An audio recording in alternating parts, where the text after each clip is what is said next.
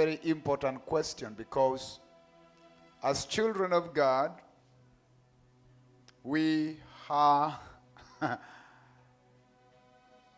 called to actually hear what God says.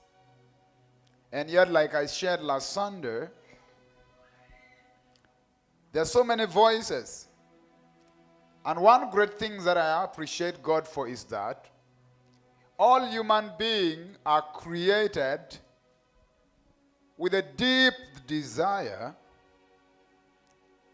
to hear the voice of God. That is one great thing I thank God for. That every human being was designed, created with a desire to hear the voice of God.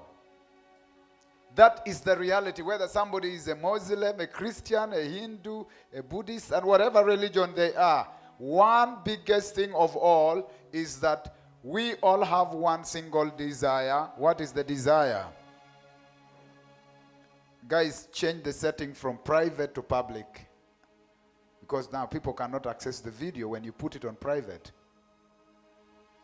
Go to the setting of YouTube and change it from private to public. What you're putting here is showing private.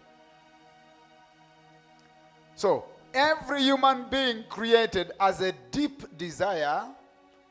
We all have these deep desires to actually hear the voice of God.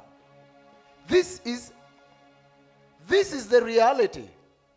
Even those who claim they're atheists, those who say they have no idea what God is, if you say, if God will ever speak to you directly, will you take it? Somebody with the first thing will be, yes.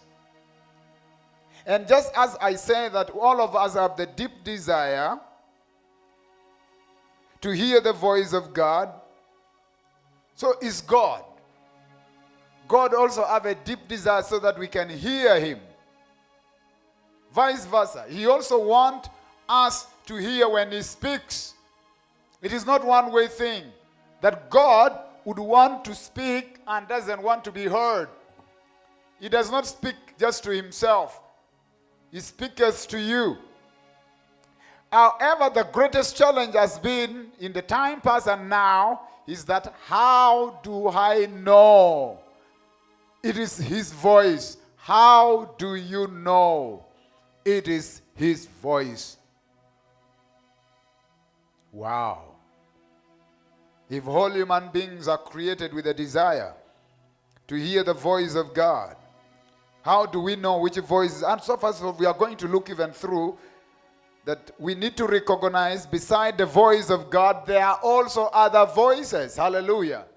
You also need to know that besides the what? Beside the voice of God, there are other voices. You need to know that.